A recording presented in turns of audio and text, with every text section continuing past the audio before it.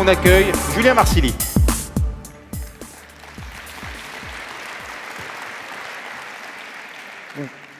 Merci Raphaël, bonjour à tous.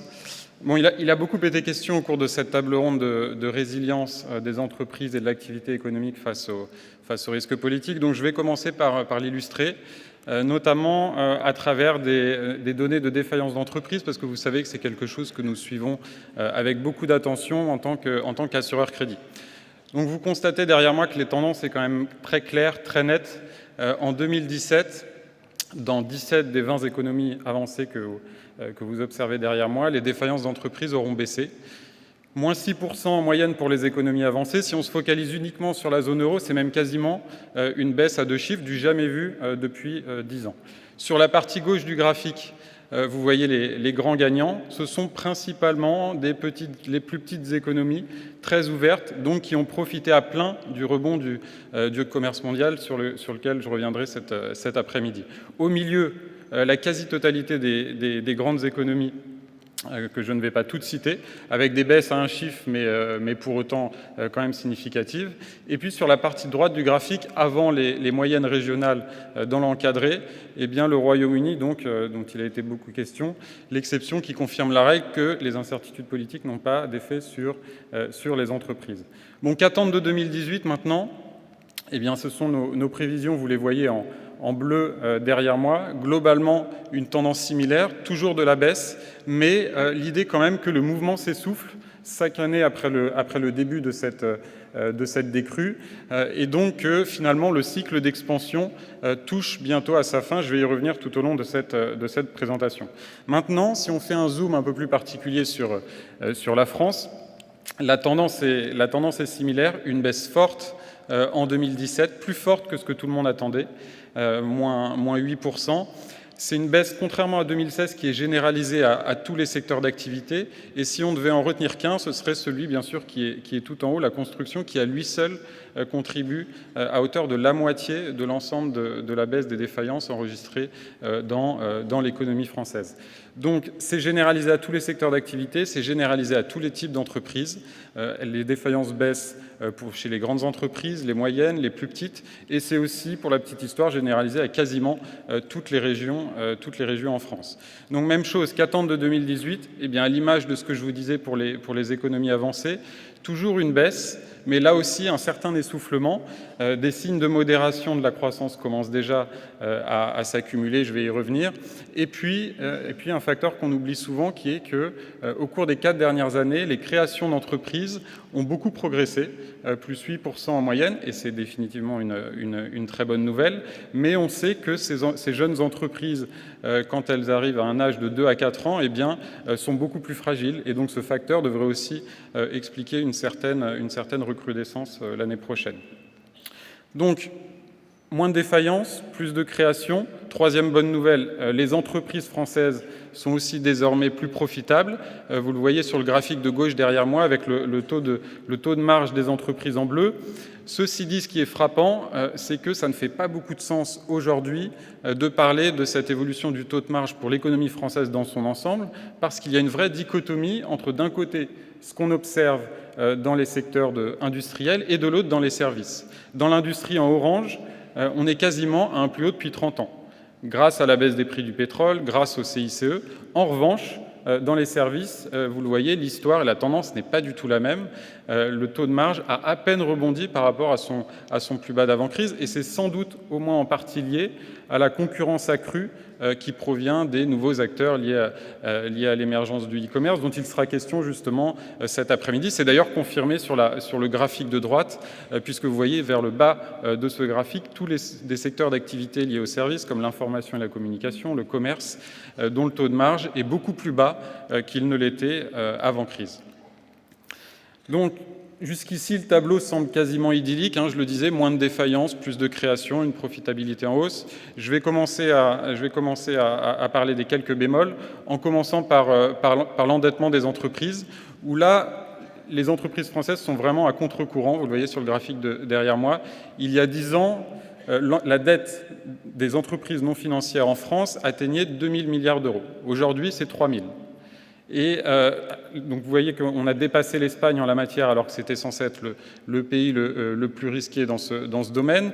Si j'ajoutais les pays émergents, il n'y aurait que la Chine qui ferait pire que nous, et vous savez aussi que c'est le talon d'Achille de cette économie. Ceci dit, quand on s'intéresse un peu plus aux facteurs qu'il y a derrière cette hausse de l'endettement, c'est quand même le point rassurant, c'est que premièrement, cet endettement accru, il a été permis grâce à peut-être la solidité de notre secteur bancaire. C'est-à-dire que pendant la crise, contrairement à nos homologues en Italie et en Espagne, les banques ont moins été obligées de restreindre leurs conditions de crédit et donc les entreprises se sont moins désendettées que leurs voisines. Première chose. Et la deuxième, dont il a été aussi question au cours de la précédente table ronde, nos grandes entreprises françaises sont davantage éligibles au programme d'achat d'actifs de la Banque centrale européenne. Donc beaucoup de nos grandes entreprises ont décidé de profiter de ces conditions favorables pour s'endetter davantage. Bon, vous allez me dire tout ça est plutôt rassurant, c'est vrai, mais le fait est que lorsque la Banque centrale européenne se décidera à augmenter ses taux d'intérêt, eh bien nos entreprises, dans ce contexte, seront sans doute plus à risque que les autres. Et puis le deuxième problème, eh bien, il est que quand on est dans une situation où les défaillances restent à un niveau bas, mais que les entreprises sont très endettées, eh bien, ça rappelle beaucoup ce qui s'est passé au Japon, notamment dans les années 1990. C'est-à-dire qu'à cette époque, eh bien, le processus de destruction créatrice de Schumpeter ne marche plus du tout, parce que les entreprises, certes, parviennent à survivre, parce qu'elles ont, grâce aux politiques monétaires très expansionnistes, des crédits renouvelés, mais c'est insuffisant pour leur permettre d'investir et de croître. Et donc finalement, malgré la reprise, une des questions qui se pose aujourd'hui suite à ce constat, c'est celle-ci, c'est est-ce que les entreprises françaises aujourd'hui sont dans la même situation, dans une situation similaire de celle du Japon à la fin des années 1990 ? A priori non, puisque je vous le disais, nous créons quand même beaucoup d'entreprises, mais pour en avoir le cœur net, nous avons décidé de construire notre propre thermomètre en la matière pour mesurer finalement quelle était la part de ces entreprises dites zombies, c'est-à-dire toujours vivantes, mais plus tellement parce qu'elles n'investissent plus, dans les entreprises en France. Donc pour y répondre, nous avons retenu 3 critères qui sont listés sur la droite derrière moi. Nous avons retenu les entreprises non cotées créées avant 2010. Pour faire ressortir celles qui étaient non rentables, eh bien, nous avons tenu compte des entreprises dont le taux de rentabilité des rendements investis était soit négatif, soit très faiblement positif, c'est-à-dire entre 0 et 1%, donc très près de la ligne rouge, durant 3 années consécutives. Et puis, pour mesurer celles qui étaient non solvables, eh bien, vous le voyez derrière moi, nous avons tenu compte de celles dont le ratio de couverture des intérêts était inférieur à 1, là aussi, pendant 3 années consécutives. Et donc, quand on combine tout ça, eh bien, on obtient les chiffres que vous voyez sur le graphique. Donc, la bonne nouvelle pour nos voisins comme l'Espagne et l'Italie, c'est que la part de ces entreprises toujours vivantes mais très fragiles a eu tendance à baisser ces dernières années, sans doute grâce à la reprise. La bonne nouvelle aussi pour l'Allemagne, c'est que ça reste à un niveau bas. Et puis, eh bien, la France, on est un peu entre deux.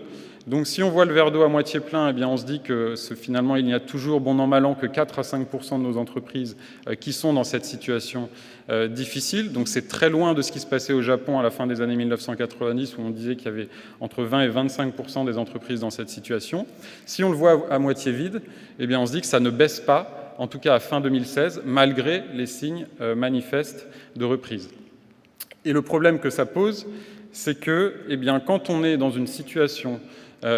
cette situation où les entreprises sont trop endettées et qu'elles n'investissent pas pendant une période de temps prolongée, eh bien, ça se caractérise par des destructions de capacités de production.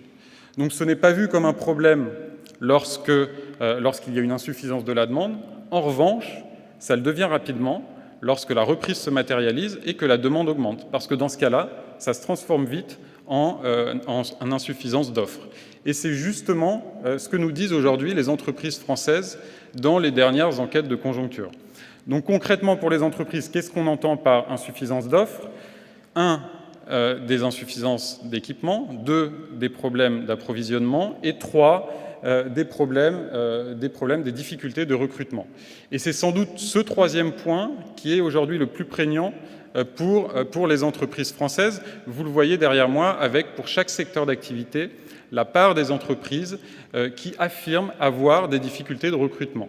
Donc c'est moins vrai pour les secteurs des services, sauf les transports et en particulier les transports routiers. Vous voyez tout en haut la construction qui est aussi un point aberrant, c'est-à-dire que certes ces difficultés augmentent, mais en même temps dans ce secteur d'activité il semble que ce soit un problème structurel. En revanche, ce qui est nouveau et ce qui est très surprenant au cours des derniers mois, c'est que dans tous les secteurs industriels, ces difficultés de recrutement ont augmenté, ont progressé très rapidement. Donc vous allez me dire, nous ne sommes pas les seuls dans ce cas de figure. C'est vrai, c'est la même chose par exemple en Allemagne. La différence, c'est qu'en Allemagne, vous le savez, le taux de chômage aujourd'hui est à un plus bas depuis 27 ans, ce qui est loin d'être notre cas. Je vous ai rappelé dans les cases en bleu le taux de chômage actuel. Donc ce taux de chômage aujourd'hui, supérieur à 9%, il est 2 à 3 points supérieur à celui qu'on avait en 2000 et 2008, les dernières fois que nos entreprises ont connu ce type de problème de recrutement. Donc finalement, comment expliquer ce paradoxe, c'est-à-dire un chômage toujours élevé, mais des difficultés de recrutement? Eh bien, c'est sans doute en partie un héritage de la crise. Vous le savez, cette crise a été plus forte, elle a été plus longue que les précédentes, et donc beaucoup de personnes sont restées au chômage plus longtemps. Entre 1995 et 2010, vous le constatez derrière moi, le nombre de demandeurs d'emploi depuis plus de 3 ans oscillait entre 300 000 et 400 000, quelle que soit la dynamique conjoncturelle. Depuis 2010, il a augmenté à 900 000. Et finalement, ce surplus de 600 000 personnes qui sont aujourd'hui moins employables parce qu'elles sont restées sans emploi pendant trop longtemps, eh bien, ça correspond exactement aux 2 points de chômage de plus que je vous mentionnais il y a un instant. Donc en économie, on appelle ça un effet d'hystérèse. Pour être plus précis, même les économistes ont emprunté ce terme aux physiciens. Et en physique, un effet d'hystérèse signifie qu'un phénomène physique perdure après que sa cause a disparu. Donc appliqué au marché du travail, ça veut simplement dire que le taux de chômage va rester élevé, bien que la crise soit terminée. Donc, quels enseignements finalement tirer de ce problème? Principalement 2, et malheureusement aucun des 2 n'est très réjouissant. Le premier, il est illusoire d'anticiper à court terme une résolution de ce problème parce que ça nécessite des réformes de fond en termes de formation initiale, en termes de formation professionnelle qui mettront du temps à avoir des effets concrets sur le marché du travail. Et puis le deuxième, il est plus concret encore peut-être pour vous dans la salle, il est que, eh bien, si les entreprises à très court terme sont contraintes dans leur production, dans leurs investissements, eh bien, ça veut dire que si elles ne peuvent pas produire assez pour répondre à la demande, elles vont devoir importer. Et vous l'avez vu au cours des 2 dernières années, les chiffres du commerce extérieur français ont été très mauvais. Il s'est dégradé de 25% au cours de cette période. Il a amputé la croissance française au cours des 4 dernières années de 0,3 points en moyenne par an. C'est le 3e pire score de la zone euro. Nous avons 3 fois moins d'entreprises exportatrices qu'en Allemagne, 2 fois moins qu'en Italie, beaucoup moins qu'en Espagne. Et même si on tient compte seulement de nos grandes entreprises, nous en avons aussi moins que dans chacun de ces pays. Bref, je m'arrête ici. Je pourrais continuer comme ça assez longtemps sur ce tableau assez négatif. Ce qui est peut-être plus intéressant, c'est d'essayer d'expliquer cette détérioration en 2 temps de cette balance commerciale, c'est-à-dire la première phase derrière moi entre 2000 et 2010, et puis la deuxième, donc plus récente, depuis 2014. Donc pour répondre à cette question, nous avons vraiment décortiqué en long, en large et en travers la balance commerciale française, en regardant les soldes que nous avons par pays, que vous voyez en vert, et puis par secteur d'activité, c'est ce que vous voyez en bleu derrière moi. Alors, comment lire ce graphique un peu compliqué? Le plus simple est sans doute de regarder un point. Prenez celui qui est tout en bas, un peu à droite, c'est celui de l'énergie. C'est donc le solde qui est le plus en bas, ce qui signifie que c'est notre principal déficit commercial. En revanche, il est aussi sur la partie droite du graphique, donc ce qui veut dire qu'il ne s'est pas détérioré depuis 2 ans, il a même eu tendance à se résorber, et d'ailleurs ce n'est pas une surprise puisque vous le savez, les prix du pétrole ont beaucoup baissé, donc ça a allégé notre facture énergétique. Dit autrement, ce poste sur l'énergie explique la détérioration de notre balance commerciale au cours de la première phase, entre 2000 et 2010, mais pas au cours de la deuxième, c'est-à-dire cette dégradation plus récente depuis 2014. Prenons un deuxième point, pas très loin, en vert, la Chine. Même chose, très en bas. Donc, et ça confirme le fait que le déficit que nous avons vis-à-vis de la Chine représente presque 40% de notre déficit total, mais près de l'axe central, ce qui signifie que notre déficit vis-à-vis de la Chine ne s'est pas détérioré récemment. Donc c'est une cause de la dégradation tendancielle dans les années 2000, mais pas une cause de cette dégradation récente. Bon, maintenant, si on fait abstraction des quelques points qui sont en haut du graphique, qui sont nos derniers secteurs sur lesquels nous avons un excédent commercial, donc l'aéronautique, la chimie, la pharmacie et l'industrie alimentaire. Sinon, grosso modo, vous observez tout un tas de points qui sont en bas à gauche du graphique. Ça signifie que ce sont principalement des pays européens et des secteurs industriels comme l'automobile ou les machines.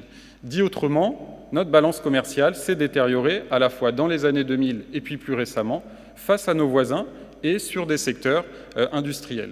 Et quand on parle de détérioration de la balance commerciale face à des pays qui ont une structure économique proche de la nôtre et sur des biens industriels, souvent, très souvent même, la raison, c'est la compétitivité prix. Donc je vous propose de vérifier. Sur le graphique de gauche, ici, derrière moi, eh bien, vous voyez deux courbes. La première en verte, c'est la compétitivité coût donc de la France, qui mesure donc le rapport entre le coût salarial unitaire en France et celui chez nos partenaires commerciaux. Et puis la compétitivité prix, qui mesure, elle, eh bien, les prix à l'export français et son rapport face aux prix de référence chez également nos partenaires commerciaux. Donc, première chose, au cours des années 2000, vous voyez la confirmation que, finalement, c'est quelque chose qui a déjà été dit maintes et maintes fois, nos performances commerciales à l'export ont été pénalisées par la baisse de la courbe verte, c'est-à-dire liée à la hausse de notre coût du travail et la hausse des salaires plus forte que chez nos partenaires. Et d'ailleurs, au cours de cette période, vous voyez la courbe bleue baisse aussi, mais moins que la verte, ce qui signifie que les entreprises ont en partie rogné sur leurs marges pour compenser un peu, mais pas suffisamment, cette hausse des coûts. Maintenant, ce qui est plus surprenant, c'est que sur la période récente, sur laquelle nous avons fait un zoom à droite, eh bien, notre compétitivité à la fois prix et coût s'est améliorée, principalement grâce au CICE. Donc comment expliquer de moins bonnes performances commerciales face à nos voisins, bien que nous ayons gagné en compétitivité? Eh bien, vous le voyez sur le graphique de droite, certes, notre compétitivité coût s'est améliorée notamment grâce à la modération salariale, notamment grâce au CICE, mais la compétitivité prix, elle, la barre en bleu, c'est elle très peu améliorée. Donc dit autrement, les entreprises françaises ont restauré leurs marges plutôt que d'essayer de gagner des parts de marché à l'export. Donc, dans ce contexte, qu'attendre de 2018 pour nos 124 000 entreprises françaises qui exportent?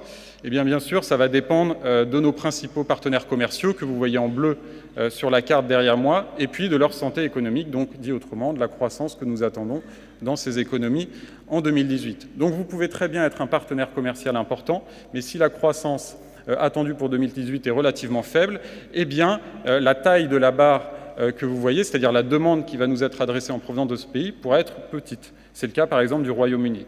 Et quand on fait la synthèse de ce graphique, il ressort que finalement, pour nos exportateurs, ça va dépendre beaucoup de 4 pays. La Chine, l'Allemagne, l'Espagne et les États-Unis, c'est-à-dire ceux dont la taille de la barre est la plus élevée. À eux seuls, ce sera 40% de la demande totale qui sera adressée à nos entreprises exportatrices. Et le fait est que dans 3 de ces 4 pays, eh bien, nous anticipons une croissance plus faible cette année que l'année dernière.